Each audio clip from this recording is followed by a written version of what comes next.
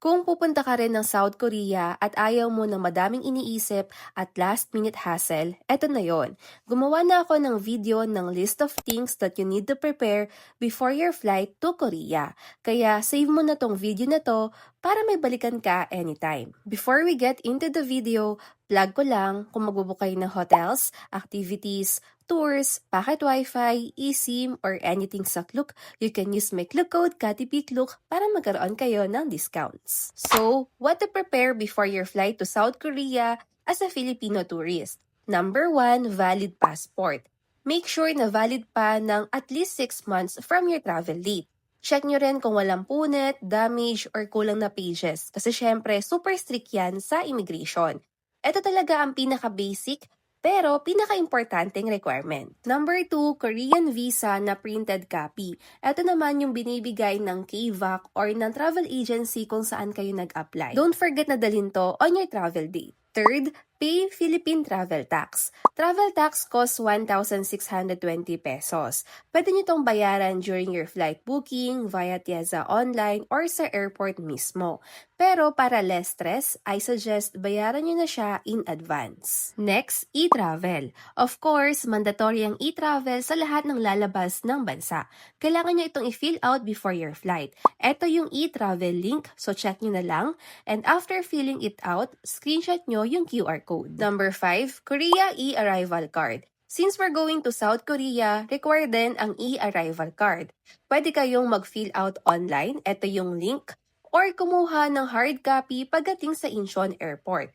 Pero guys, strongly recommended ko na online na lang kayo mag-fill out para hindi na kayo matagalan sa Incheon Airport at tuloy-tuloy na lang kayo sa immigration. Next, packet wifi or eSIM.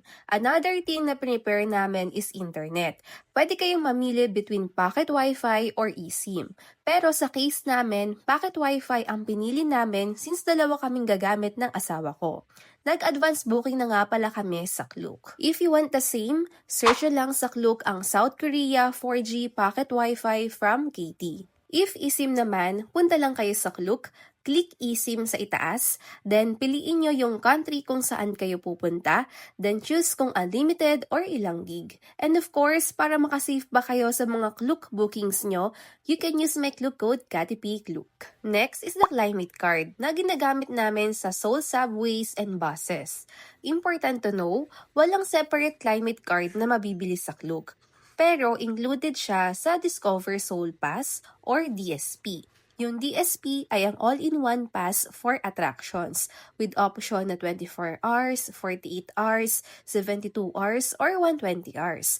Kami, 72-hour mobile pass ang inavail namin and may kasama na itong climate card. Super sulit lalo na kung first time mo sa South Korea. Pinick up lang din namin to sa Incheon Airport.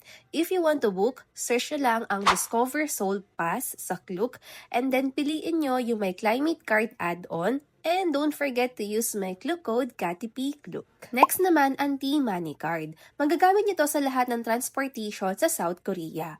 Yes, pwede namang bumili sa convenience stores, train stations, pero para hindi na kami ma-hassle, nag-book na rin kami in advance sa Klook and pinick up na lang namin sa Incheon Airport. If you want to book, search lang sa Klook ang T-Money Card and don't forget to use my Klook code KATIPIKLOOK. Last but not the least, accommodation or hotel. Syempre, bago ang flight, dapat may hotel or accommodation na kayo.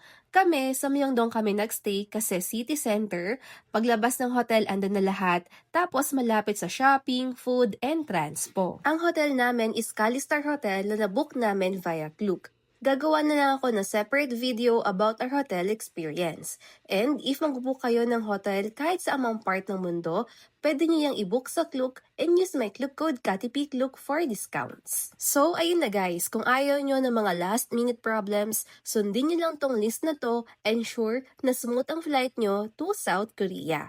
Save nyo na tong video na to and share nyo na sa mga kasama nyo magta-travel. And if may questions kayo, comment lang kayo below. Again, don't forget to use my Klook code KATIPIKLOOK para mas tipid ang vacation nyo. See you on my next vlog. Ayun lang, babush!